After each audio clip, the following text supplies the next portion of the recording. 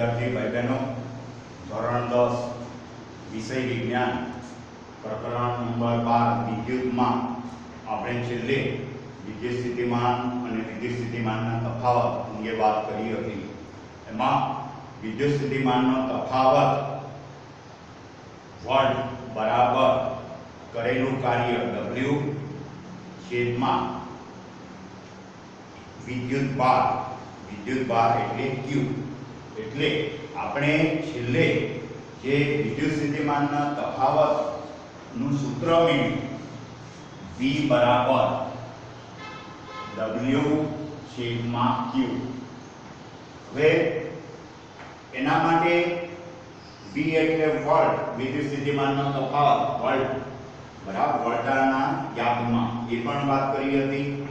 W તો કરેલું કાર્ય અને Q તો વિદ્યુત ભાર, એના એકમની વાત કરી હતી। વોલ્ટ બરાબર W એટલે કાર્ય બરાબર કાર્યનો એકમ તો જૂલ અને Q એટલે વિદ્યુત ભારનો એકમ કુલમ। હવે આના ઉપરથી આપણે 1 વોલ્ટ એની વ્યાખ્યા આપવી હોય 1 વોલ્ટ તો આના ઉપરથી શું થાય 1 વોલ્ટ બરાબર 1 જૂલ ભાગ્યા 1 કુલમ। પણ ખરેખર આ તો એનું સૂત્ર થયું 1 વોલ્ટ બરાબર 1 જૂલ ભાગ્યા 1 કુલમ। તો આપણે 1 વોલ્ટને વ્યાખ્યા આપવી હોય અલગથી તમને બરાબર વિદ્યુત સ્થિતિમાનનો તફાવતના એકમને વ્યાખ્યાયિત કરો એ રીતે પણ પૂછે, અથવા 1 વોલ્ટની વ્યાખ્યા આપો બરાબર, અથવા તો શું પૂછે વિદ્યુત સ્થિતિમાનના તફાવતના એકમને વ્યાખ્યાયિત કરો બરાબર। तो विद्युत સ્થિતિમાનનો તફાવતને વ્યાખ્યાયિત કરો એ રીતે પૂછે, અથવા 1 વોલ્ટની વ્યાખ્યા પૂછે બરાબર। તો જ્યારે વિદ્યુત પ્રવાહ ધરાવતો કોઈ તાર હોય એ વિદ્યુત પ્રવાહ ધારિત તારના એકમ વિદ્યુત ભારમાં બરાબર વિદ્યુત ધારણ કરતો હોય એટલે વિદ્યુત પ્રવાહ ધારિત તાર હોય એ તારમાં 1 કુલમ વિદ્યુત ભારને એક બિંદુએથી બીજા બિંદુએ લઈ જવા। આ એક બિંદુએથી બીજા બિંદુએ આપણે આવું વિદ્યુત પ્રવાહ ધારણ કરેલું એટલે જેમાંથી વિદ્યુત પ્રવાહ પસાર થતો હોય એવો વિદ્યુત પ્રવાહ ધારિત તાર એમાં આવા એક બિંદુએથી બીજા બિંદુએ લઈ જવા માટે જે કંઈ આપણે કાર્ય કરવું પડે એ કાર્ય કેટલું હોય 1 જૂલ। તો એ વખતે વિદ્યુત સ્થિતિમાનનો તફાવત કેટલો કહેવાશે 1 વોલ્ટ। એટલે આ રીતે તમારે ફરીથી ધ્યાન રાખો વિદ્યુત પ્રવાહ ધારિત વાહકમાં 1 કુલમ વિદ્યુત ભાર કેટલો લેવાનો છે 1 કુલમ। 1 કુલમ વિદ્યુત ભારને એક બિંદુએથી બીજા બિંદુએ લઈ જવા માટે 1 જૂલ જેટલું કાર્ય કરવું પડે। તો કેટલું કાર્ય 1 જૂલ જેટલું કાર્ય કરવું પડે તો એ વિદ્યુત સ્થિતિમાનનો તફાવત 1 વોલ્ટ છે એમ કહેવાય। હવે આજે વિદ્યુત સ્થિતિમાનનો તફાવત માપવા માટે વોલ્ટમીટર સાધનનો ઉપયોગ થાય છે। જો વોલ્ટમીટર અને વોલ્ટામીટર આ બે વચ્ચે બહુ ધ્યાન રાખજો બરાબર। વોલ્ટમીટર આની અંદર વપરાય છે, ભૂલથી વોલ્ટામીટર ના કરી દેતા બરાબર। જ્યારે જ્યારે પરિપથની અંદર આ રીતના V લખેલું આવશે તો એ વોલ્ટેજ માપવા માટે બરાબર વોલ્ટમીટર નામનું સાધન એટલે કે વિદ્યુત સ્થિતિમાન અથવા તો વિદ્યુત સ્થિતિમાનનો તફાવત માપવા માટે આ સાધન વપરાય છે। હવે એટલે વિદ્યુત સ્થિતિમાનનો તફાવત માપવા માટે વપરાતું સાધન તો કયું છે વોલ્ટમીટર। અને વોલ્ટામીટર એ વસ્તુ અલગ છે, એ પણ તમારા આગળ આવી ગયું છે જે પાણીનું વિદ્યુત વિભાજન કરવાનું।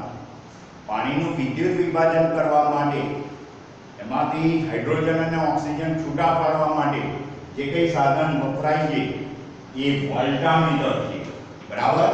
એટલે ભૂલથી વોલ્ટામીટર શબ્દના આવી જાય એ ધ્યાન રાખજો વોલ્ટમીટર।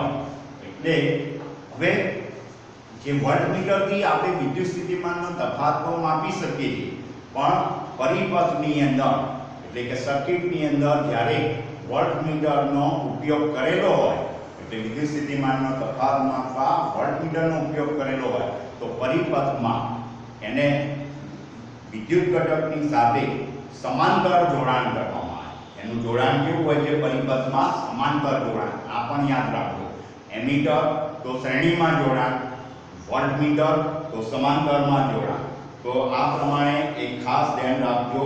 એટલે જે બે બિંદુઓ પાસે વિદ્યુત સ્થિતિમાનનો તફાવત માપવાનો હોય ત્યાં વોલ્ટમીટર એ સમાંતર જોડવામાં આવે છે।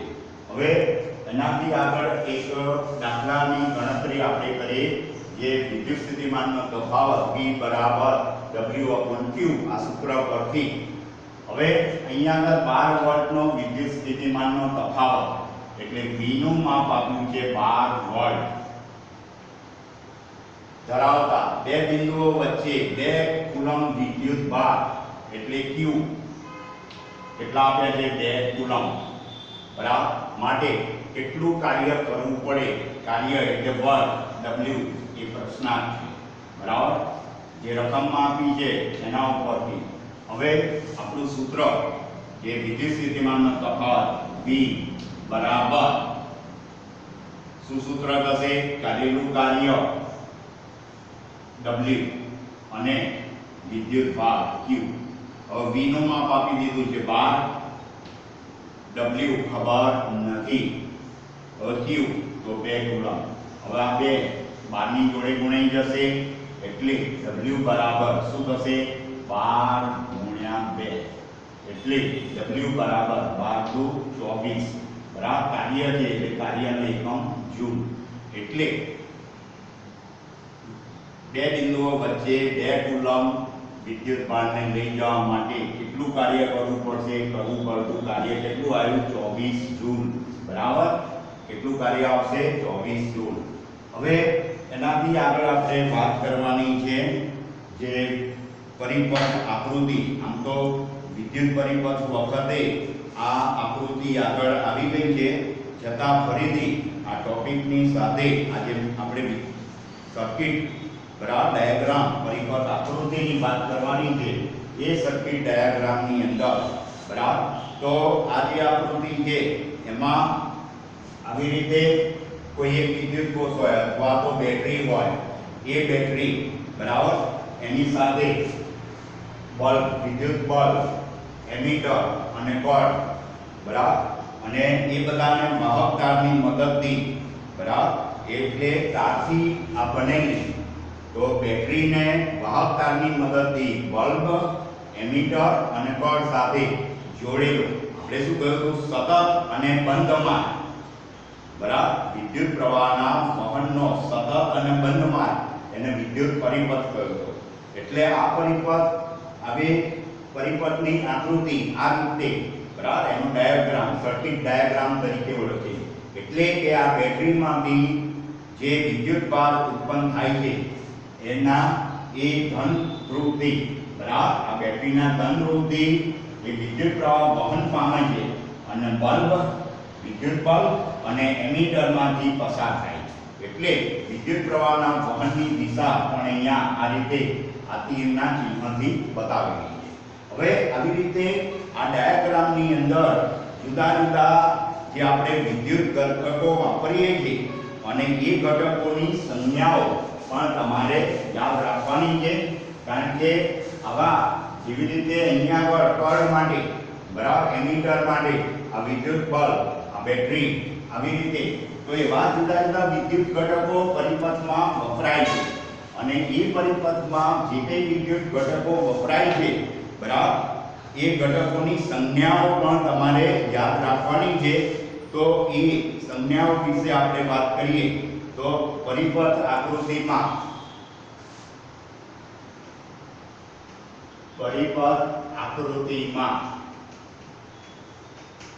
જે વિદ્યુત ઘટકો વપરાતા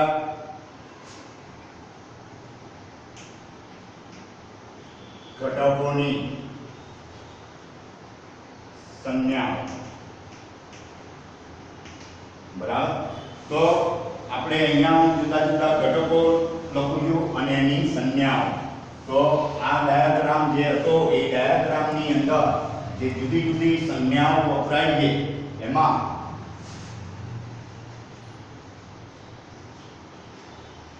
જે વિદ્યુત ઘટક વપરાય છે અને એની સંજ્ઞા આ રીતે આપણે એની યાદી બનાવી દઈએ તો શું છે કે આપણને એનાથી એ યાદ રહે અને પરીક્ષામાં પણ આ બધી સંજ્ઞાઓ વિશે પૂછે છે. ધારો કે તમારી સર્કિટની અંદર આ રીતનો ડાયાગ્રામ હોય, બરાબર, આ પ્લસ અને માઈનસ, તો એ વિદ્યુત કોષ માટે, બરાબર, શેના માટે વપરાય છે? વિદ્યુત કોષ માટે આ રીતની સંજ્ઞા વપરાય છે. આ ધ્યાન રાખજો, બરાબર. એટલે આ વિદ્યુત કોષ પરિપથમાં આવી રીતે સંજ્ઞા આવતી હોય તો તમારે એને શું સમજવાનું? વિદ્યુત કોષ. અને એમાં આ જે મોટો ભાગ છે, બરાબર, એ એનો પ્લસ એટલે ધનરૂપ અને આ ઋણ એમ ઉલ્લેખ કરે છે. હવે આનાથી વધારે વિદ્યુત કોષો જોડેલા હોય, ધારો કે બીજો ઘટક આપણે લઈએ, બરાબર, એમાં એકથી વધારે વિદ્યુત કોષો જોડેલા હોય, ધારો કે આ રીતના વિદ્યુત કોષો જોડેલા હોય, બરાબર, એકથી વધારે એટલે ધારો કે આ રીતના 3 વિદ્યુત કોષો જોડેલા છે, બરાબર, તો આવી રીતે વિદ્યુત કોષોનું સંયોજન થયું કહેવાય. એટલે એને બેટરી તરીકે આપણે ઓળખીએ છીએ. એને શું કહેવાય? બેટરી અથવા વિદ્યુત કોષોનું સંયોજન, બરાબર. એટલે આ પણ તમારે હવે આ પ્લસ અને આ માઈનસ, બરાબર. તો આ રીતે એવી રીતે જે આપણે અહીંયા આગળ ડાયાગ્રામમાં જોયું તો આ રીતના કળ હતી, બંધ કળ, ખુલ્લી કળ, આવી રીતે કી, બરાબર. એટલે આવી રીતના ત્રીજો ઘટક, બરાબર, જે ડાયાગ્રામમાં એટલે કે સર્કિટના ડાયાગ્રામની અંદર વપરાય છે તો પ્લગ કળ અથવા સ્વિચ, એને શું કહીએ? પ્લગ કળ અથવા તો સ્વિચ. સ્વિચ તરીકે ઓળખીએ છીએ, બરાબર. હવે આ ખુલ્લી હોય તો ખુલ્લી કળ, બરાબર, ખુલ્લી કળ, તો આ રીતે. હવે એ બંધ હોય એનાથી આગળ જો તો પ્લગ કળ, સ્વિચ બંધ હોય તો એના માટે આનાથી આગળ ચોથી છે એટલે અહીંયા હું થોડોક ફેર કરી દઉં છું 4 નંબર, અને અહીંયા પ્લગ કળ, બરાબર, ખુલ્લી હતી, હવે કેવી થઈ જશે? બંધ કરવી હોય તો એના માટે જ્યારે આવી રીતનો સંકેત હોય, બરાબર, એટલે એનો શું સમજવાનો? પ્લગ કળ અથવા તો સ્વિચ એ કેવી છે? બંધ છે, એટલે બંધ કળ, બરાબર. કેવી કહેવાશે? બંધ કળ. તો આવી રીતે આ ઘટકો યાદ રાખવાના છે. એવી રીતના બીજા પણ ઘટકો તમારે આવશે, બરાબર. તો હવે તારનું જોડાણ કરેલું હોય, બરાબર, ધારો કે તારનું જોડાણ એક તારની સાથે બીજા તારનું જોડાણ કરેલું હોય તો એના માટે આ રીતનો સંકેત આવશે. આ રીતનો ડાયાગ્રામની અંદર, સર્કિટની અંદર, બરાબર, સંકેત હોય તો તમારે શું સમજવાનું? તારનું જોડાણ સમજવાનું. શું સમજવાનું? તારનું જોડાણ. ત્યાર પછી એનાથી આગળ વાત કરીએ, તારનું જોડાણની વાત કરી. હવે જોડાણ વગરનો એકબીજામાંથી પસાર થતો તાર હોય, બરાબર, તો આ રીતે જોડાણ વગર એકબીજા પરથી એકબીજાને પસાર કરતા તાર, એકબીજાને પસાર કરતા તાર માટે આ સંકેત વાપરવાનો. ત્યાર પછી એનાથી આગળ વિદ્યુત બલ્બ, બરાબર, હમણાં ડાયાગ્રામમાં મેં બતાવ્યું હતું આ રીતના વિદ્યુત બલ્બ, બરાબર, શું આવશે? વિદ્યુત બલ્બ.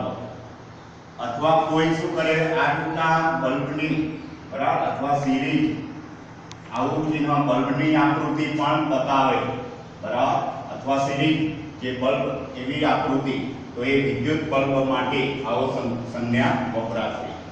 ત્યાર પછી જે અવરોધ ધરાવતો અવરોધક હોય, બરાબર. અવરોધ ધરાવતો અવરોધક હોય તો એના માટે રેઝિસ્ટન્ટ એટલે R અવરોધ ધરાવતો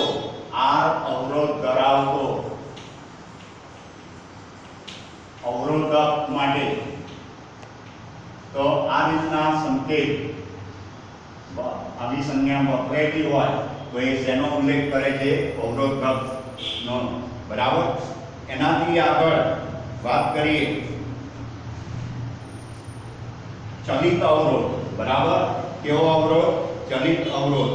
એટલે આપણે પરિપથમાં વિદ્યુત પ્રવાહનું નિયમન કરવું હોય, બરાબર, તો વિદ્યુત પ્રવાહનું નિયમન કરવા માટે તો ચલિત અવરોધ અથવા તો રિયોસ્ટેટ, ચલિત અવરોધ